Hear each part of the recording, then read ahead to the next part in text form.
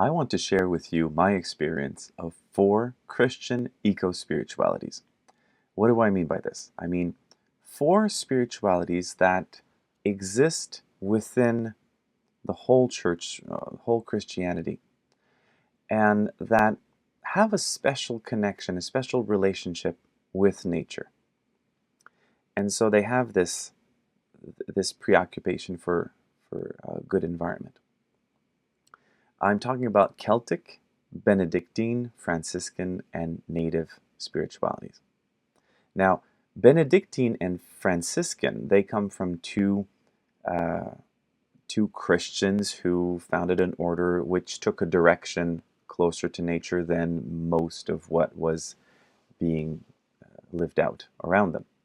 So Saint Benedict founded the first monasteries, and there are certain traits there that are close to the environment, and Franciscans, well, based upon St. Francis of Assisi, which you can imagine is close to nature. The two other ones, Celtic and Native, come from religions or spiritualities that came before the missionaries came to talk about the good news and talk about Jesus.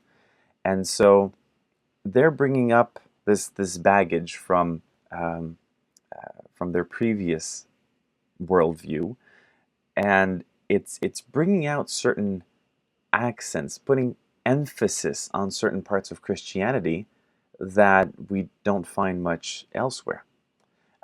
So the approaches will be different. For Celtic and Native, I'll start by talking about the previous religion, and then after conversion, what happened. And then for Benedictine and Franciscan, I can just concentrate on the person themselves, Benedict and Francis, and then talk about how their order came to be. I am not an expert on any of these, but I have been immersed and interested in these for a long time.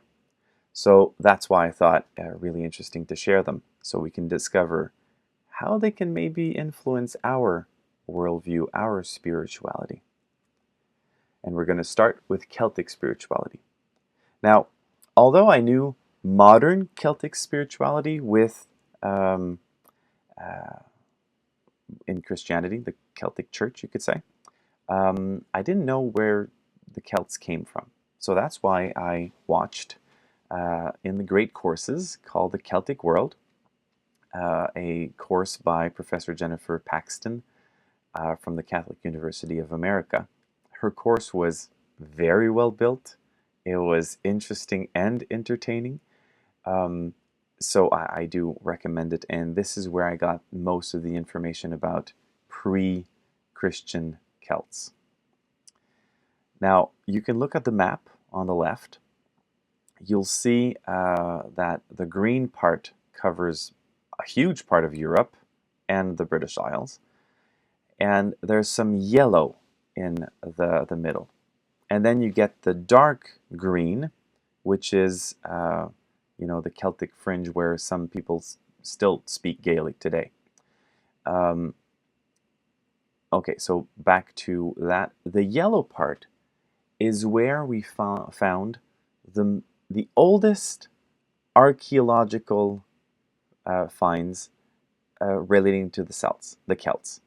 And by the way, where does the name come from? Well, the Greeks looked at them and thought, oh, those are strangers. They're not part of the Roman Empire. So they would call them strangers, Keltoi. That's where the name comes from. But probably the Celts did not refer to themselves as Celts. It was probably something like Gaelish, the Gaulish. So we know that France and a part of Switzerland and even more was called Gaul. We have this with the writings from the Romans. They would refer to Gaul. And then the western part of Spain is called Galicia. And even there are some parts of Galicia right now who are showing their Celtic identity. We can go visit that.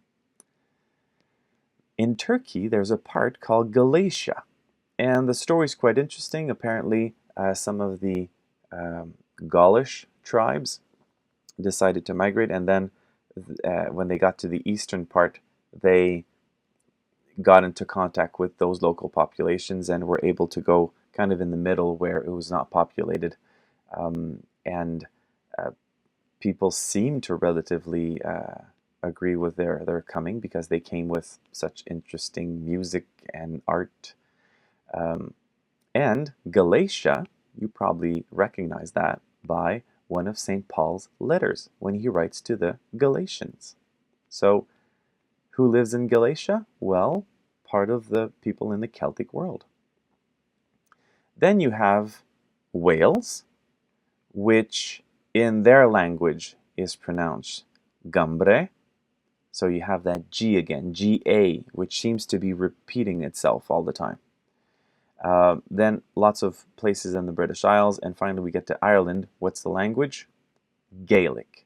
So Gaul, Galicia, Galicia, Galatia, in Wales, Gambre, and then Gaelic. Okay, so the peoples of the Celts, you get this G at the beginning. What do they have in common? Well, the Celtic languages, and I'm putting a plural here because it's Celtic languages, just like we would say the Romantic languages, which include French, Spanish, Italian, Romanian, Portuguese.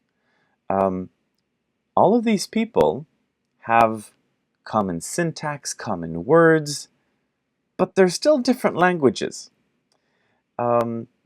I mean, when someone who speaks French and someone who speaks Spanish come together, if they speak really slowly or they see their language written, they can probably understand a part of it. But they're still different languages. They just have a common root. Same thing with Germanic languages. I mean, someone who speaks English or German or Norwegian, they're all Germanic languages.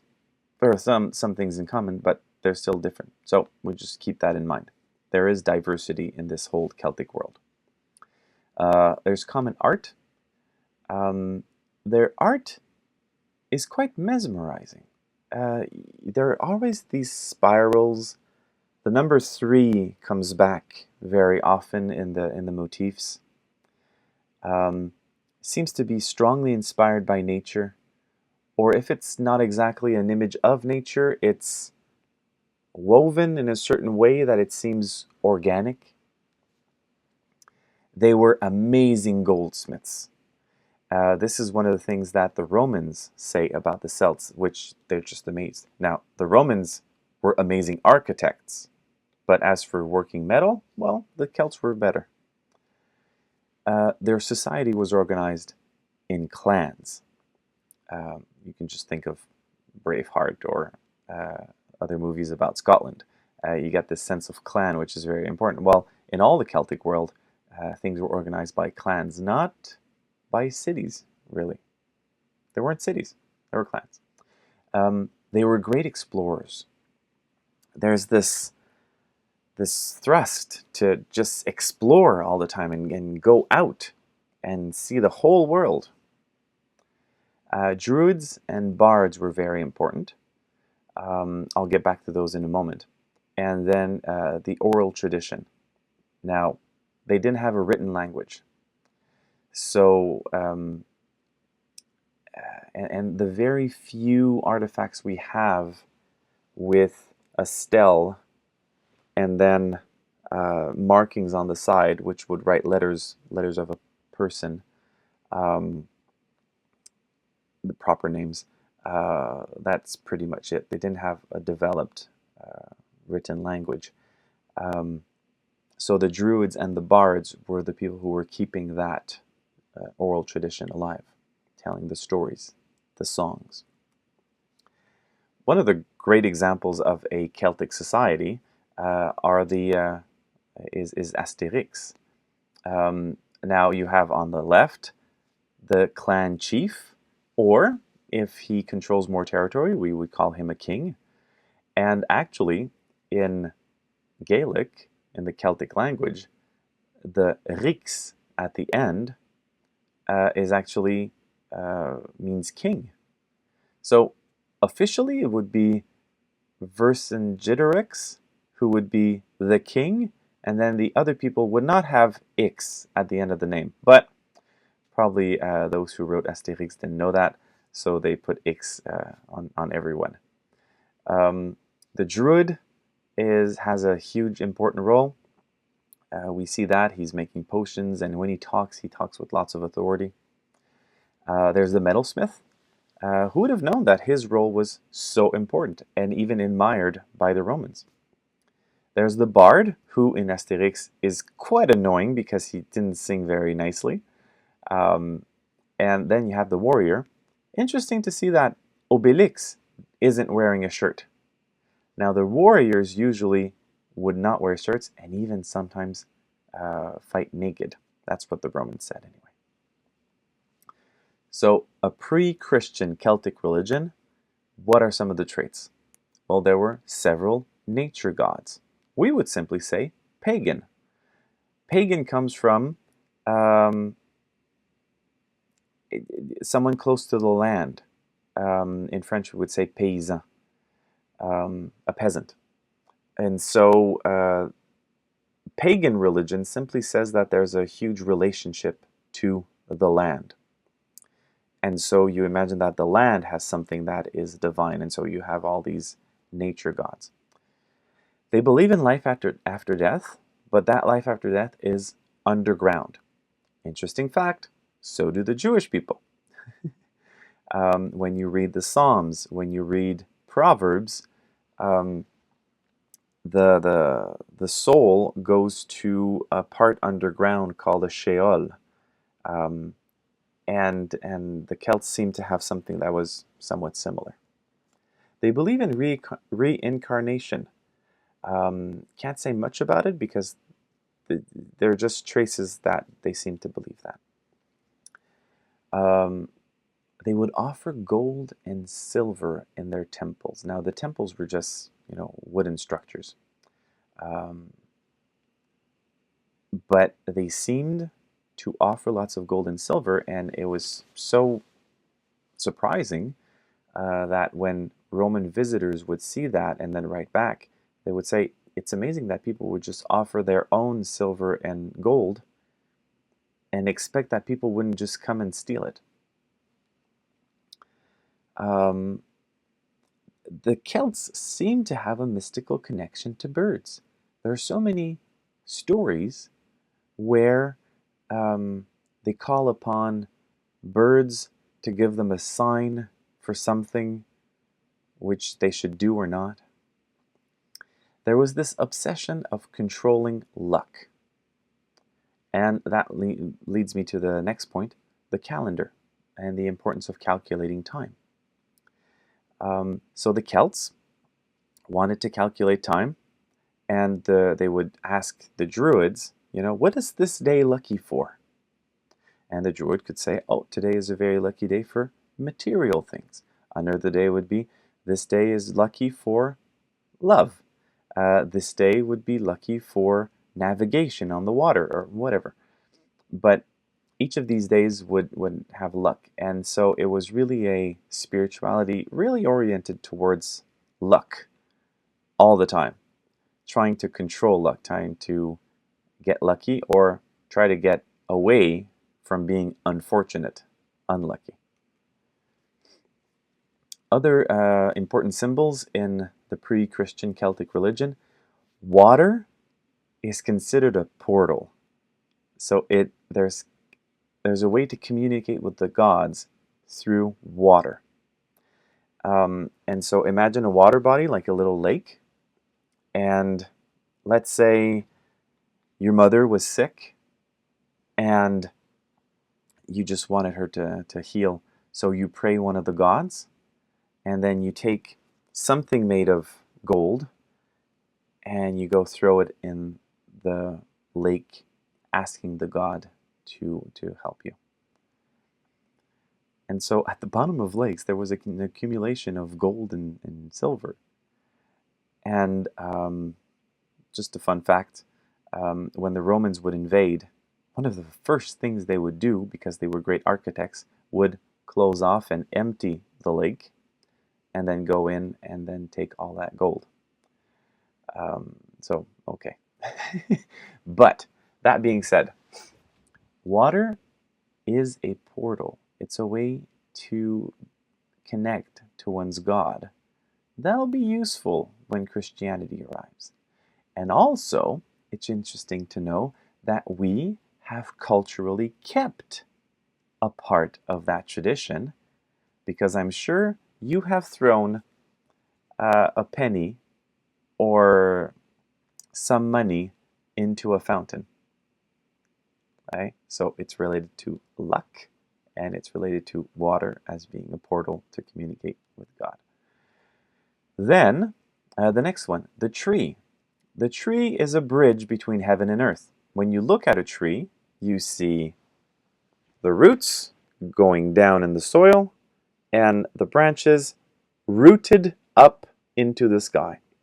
So it's a bridge between heaven and earth. And because the Celts believed so much in luck, lucky, unlucky, well then sometimes when they would talk to the gods and saying, okay, this is a very bad day. I've dropped my hammer on my foot. I've cut myself. Someone bumped into me. Okay, I need to change my luck. So people would go next to a tree, touch the bark, and pray to a god. So their luck would change. Okay, so what am I saying? Well, if they didn't want to be unlucky, thinking of something in the future, they would rush to touch wood. See that? So that's where our tradition comes from. You know, you're saying something and then, oh, you don't want to be unlucky because of something you said. Oh, you touch wood. Well, people would go touch the bark of a tree. And one tree was special most of all, the oak. The oak is a sacred tree. The Druids constantly would pray in a part of the woods where lots of oak trees were. So they didn't actually use temples much. It was really in the forest itself. And also the mistletoe, right? Another Christmas tradition we kept.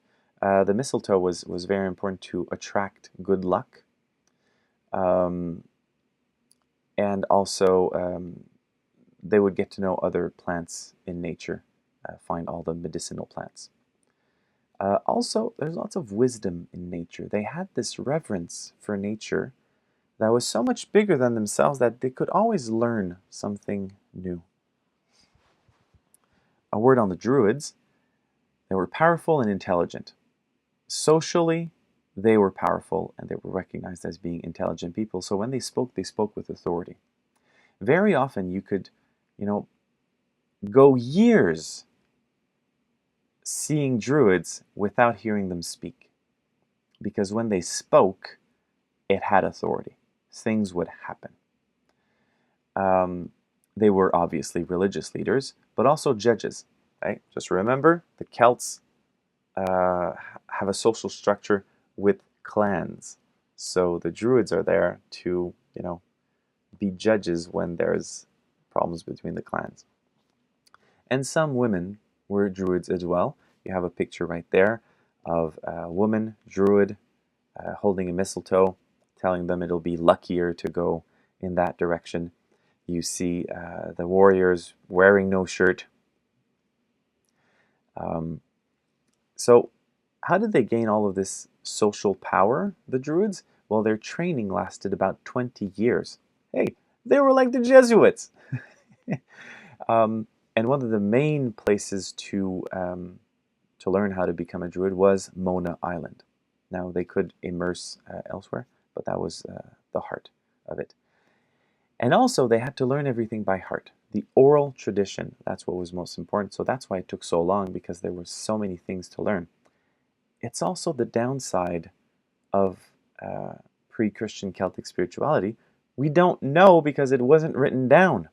It was all written by heart. It was all learned by heart. And St. Patrick arrived and converted the whole island in only one generation, and things weren't written down, so it didn't survive. So let's talk about the Great Conversion. Okay, Pope Celestine in 431, this is historical, we have the proof of that, he appoints Bishop Palladius of Gaul to take care of the Christians in Ireland, and communities had been there since the 4th century, mostly Southern Ireland. And then St. Patrick arrived.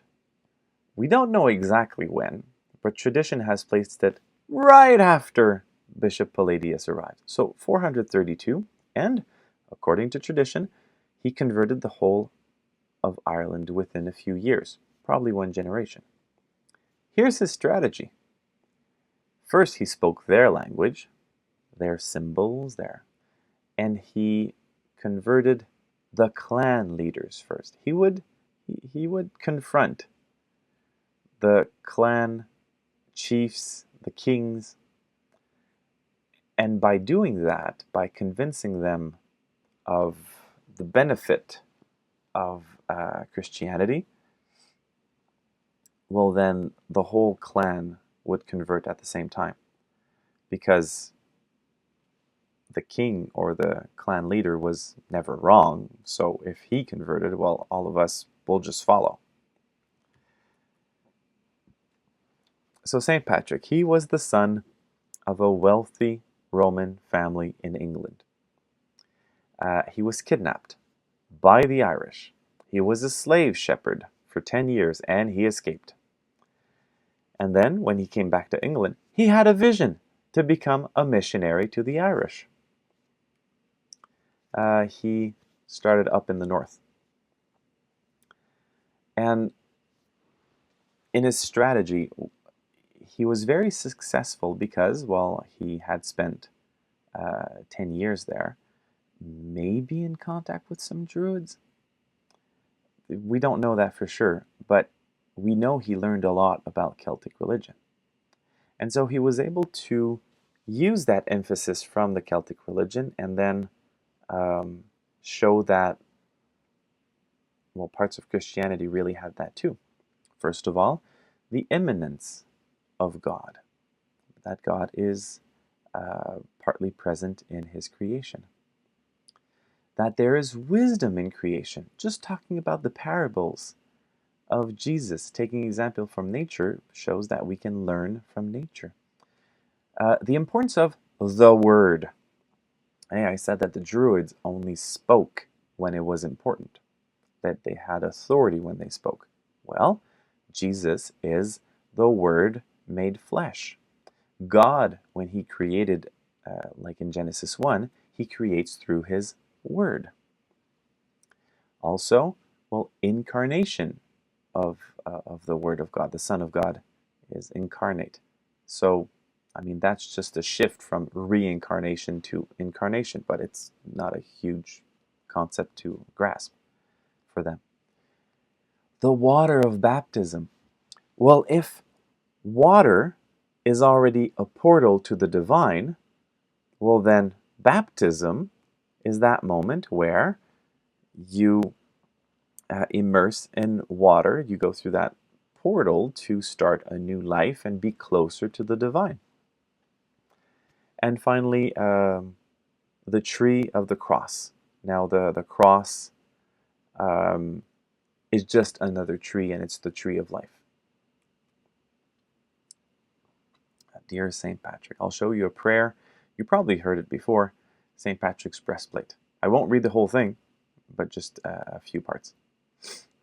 Just notice the directions and this environmental awareness while we pray.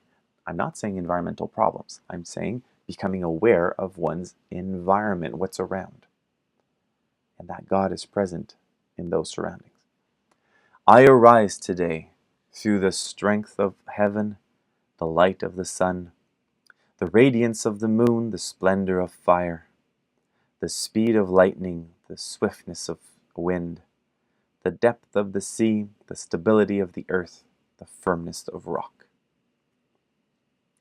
Christ with me, Christ before me, Christ behind me, Christ in me, Christ beneath me, Christ above me, Christ on my right, Christ on my left, Christ when I lie down, Christ when I sit down, Christ when I arise.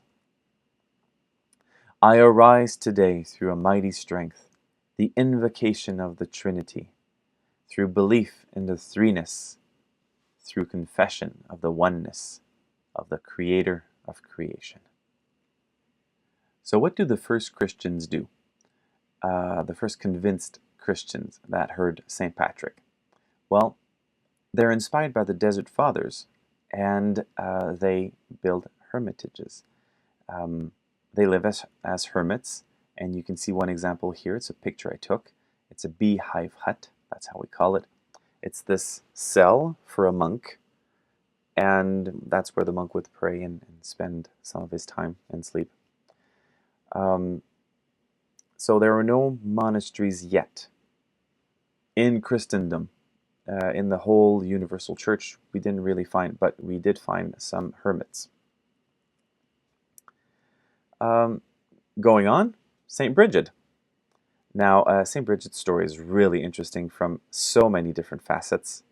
There was probably a woman called Bridget, and she was probably very inspiring, and she's the one who founded some monasteries. It's just that there seems to be a huge influence from the previous Celtic religion, because Brig, where the name Britain comes from, Brig, it's the goddess. She was recognized as a goddess of fertility, goddess of nature. And even saying St. Bridget of Kildare, Kill is church, and Dare is the oak tree.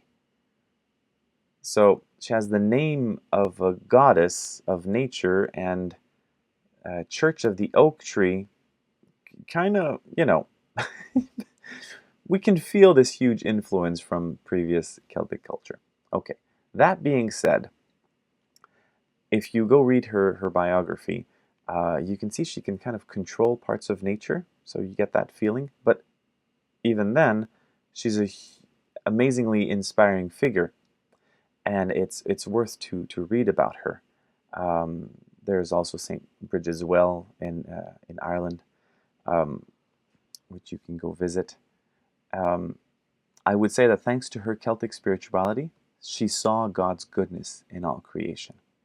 The wild ducks flew to her and perched on her hands and shoulders when she called them. As an abbess, she would come out of her monastery to offer crosses woven from reeds. See, that's an example of a sacramental relationship to nature, taking the reeds and making a cross out of them. Now let me talk to you about St. Columba. St. Columba of Iona. Iona is an island between Ireland and Scotland. St. Columba was there, attracted other people, founded the first monastery, and then went to the rest of Ireland and founded other monasteries there. He was very close to animals. One day he gave special instructions to his brothers to take care of a heron that had fallen on the shore after an exhausting flight. He also loved a horse so much that it came close to him shortly before it died. So we remember St. Columba as being this man very close to nature and also founding the first monasteries. Okay, monasteries in Ireland were quite different from monasteries in continental Europe. So in Europe, a bishop leads a church in a city. It's a more hierarchical church. But in Ireland, there were no cities and a very strong clan spirit. And that would favor the multiplication of monasteries, actually.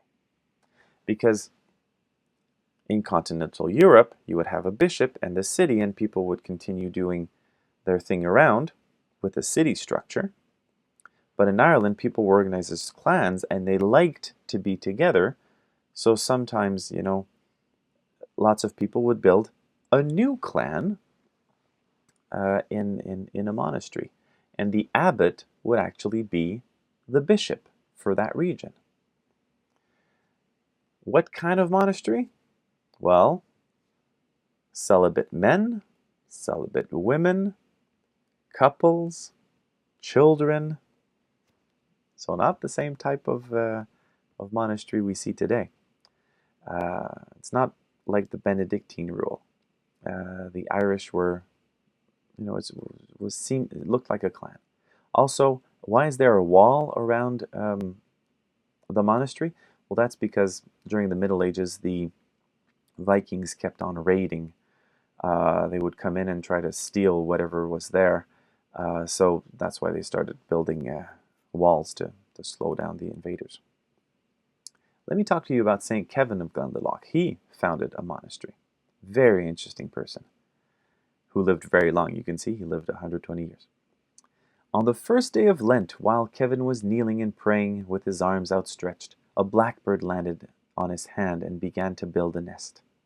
Not wanting to frighten the bird, Kevin remained still and very quiet. He remained like this for the whole of Lent, praying constantly. The blackbird fed him nuts and berries. At the end of Lent, the last chick in the nest flew away and Kevin returned to the monastery for Easter. He had a wonderful brotherhood with creatures. Now St. Columbanus. Okay, he's different. Not St. Columba. He's another one, a bit later on. So we have to imagine all of these monasteries appearing in Ireland, lots of them. And St. Columbanus, the first thing he does is he actually writes down a rule. So it starts to be more structured. The rule of St. Columbanus. And he lives in Ireland, but then finally goes to France and other parts of Europe and helps to found lots of Irish or Celtic monasteries through Europe. And in his rule, he writes this, which is amazing for spirituality of creation. If you want to know the Creator, begin by understanding the creation. Here's a map of, so you see Ireland, and in the middle, Clochmacnoise, which had an amazing monastery there. And then how it just goes off to the British Isles and then to continental Europe. And all of these were the first monasteries in Europe that had men and women and families. And this was in the 6th and 7th centuries. So the beginning of the Middle Ages after Rome fell. So, people wanted to organize as societies, and that actually worked. And then St. Benedict founded the first monasteries in 529 with the Benedictine rule. So in the same space, you had only single men or only single women, and they lived a cloistered life. From the 9th century onwards, the rule of St. Benedict is imposed. Why? Well, because Charlemagne prefers them.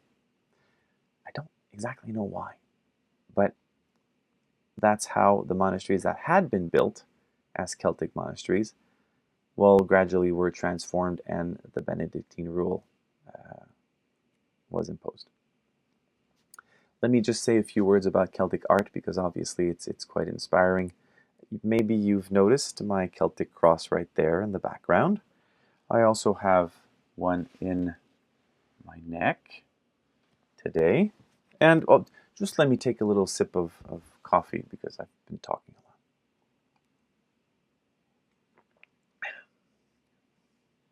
lot. So the Celtic cross. There are many interpretations. There's not only one reason why we see that circle in the middle. But the circle is important, and some people say that it can be resurrection. Some other people say that the concept of a Celtic cross is just so old that to make sure that those lateral sides don't fall off and don't break, they built those parts on the side. Not too sure about that. But anyway, the Celtic cross has the circle there. And so it's really Christ in the middle, but there's this sense of cosmos, the sense of, the God is there in the four directions. And this is an example of a chalice, which was just found in a field, by the way, which was forgotten for centuries and just found. We can see how, they were amazing metalsmiths. And you can see that weaving pattern. Like you can follow one of those lines and it becomes meditative, almost hypnotic. And there's something organic about it. There's something that seems to be inspired by nature. The Book of Kells, this is an example of the four evangelists. And then you can look at just any one of those patterns and then it's mesmerizing. You can look at them for a long time. Again, it seems organic. If you haven't seen the movie, it's really interesting, The Secret of Kells, where it talks about the Book of Kells and this boy who tries to protect it, and then it goes through all kinds of, very Celtic world. You see nature and you see all these patterns all the time. It was a great movie. So now let's get to Celtic spirituality and ecology. How can Celtic spirituality inspire a spirituality of creation? So here are many key points. Monasticism, the Trinity, there's a sacramental principle, the concept of mission, pilgrimage, the importance of contemplation, the circle while praying, and blessing. So first one, monasticism. Now, the importance of community is hugely important for a people who were clan-based. And also, really interesting, is in this culture, you preach by example. You can't be an authority to tell people what to do. You have to show the example all the time. Otherwise, you have no authority, no credibility. We can actually see this in Irish politics. The person on the top has to show example, otherwise has no credibility. Asceticism, voluntary simplicity, that was very, very important in the monastic life. And since you give up a normal life and you go into a monastery, you're giving your life to God in a certain way. So they would call that green martyrdom. Red martyrdom would be actually dying in the name of your faith. Green martyrdom is you're giving up your life to live in a monastery in community with other people. And the one that's missing is white martyrdom. We'll see it in a moment. The Trinity is really important because it shows that God is not one omnipotent being, but is in three persons, which means constant relationships.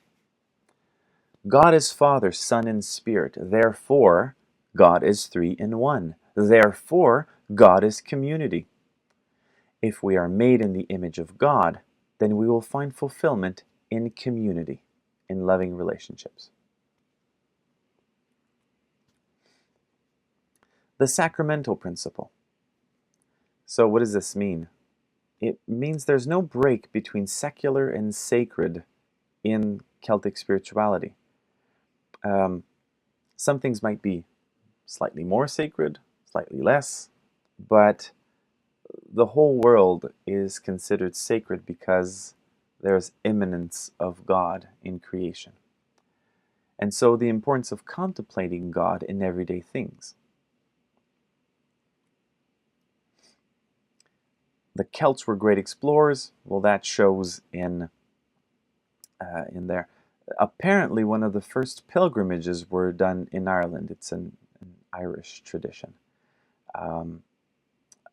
And so going to meet the other, finding God in the other, there's a sense that, well, the whole world is God's home, oikos, the common home.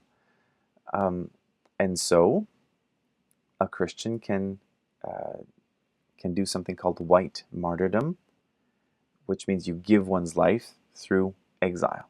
You leave the comfort of your home and then you go and explore it. And that is something that is actually honored. Contemplation. This is one of the pictures I took while I was in Ireland. The landscape is a theophany. What is that? It means revelation of God. God appears. So, is God the landscape? That would be pantheism. That's not the case. But we can find traces of God. There are two books of Revelation, Bible and nature. That's a strong affirmation in Celtic spirituality. And also Christ is all around. Just remember St. Patrick's prayer. The circle's important. I've seen once someone who was nervous, and what she did was take her fingers and just draw very quickly a circle, and then she did a prayer that sounded like this one. Circle us, Lord. Keep love within, keep hatred out. Keep joy within, keep fear out. Keep peace within, keep worry out. Keep light within, keep darkness out. May you stand in the circle with us today and always. So there's always this sense of space within Celtic spirituality. And who says space says land and respect for the land. This is a nice and cute prayer. And let's finish with blessing. You probably noticed the Irish bless a lot. They bless God, giving thanks for the little things in life, like the song of a bird, the smell of fresh bread, a visit from a friend. And they also bless others, simply out of kindness. Here's the most common Irish blessing. May the road rise to meet you. May the wind be always at your back. May the sun shine warm upon your face, and the rain fall soft upon your fields. And until we meet again, may God hold you in the hollow of his hand. So there you have it. Some of the key points that make Celtic spirituality a spirituality of creation. Monasticism, the sense of community and the fact that we reduce our consumption. Trinity, the importance of relationships rather than being an individual. Sacramental principle, which means that you find God's participation in nature. Mission, pilgrimage, going out, considering the whole world as your home. Contemplation, finding God revealed in nature. The circle, a sense of prayer within space, and constant blessing. So what elements of Celtic spirituality, I'm talking about Christian Celtic spirituality, could make your spirituality grow?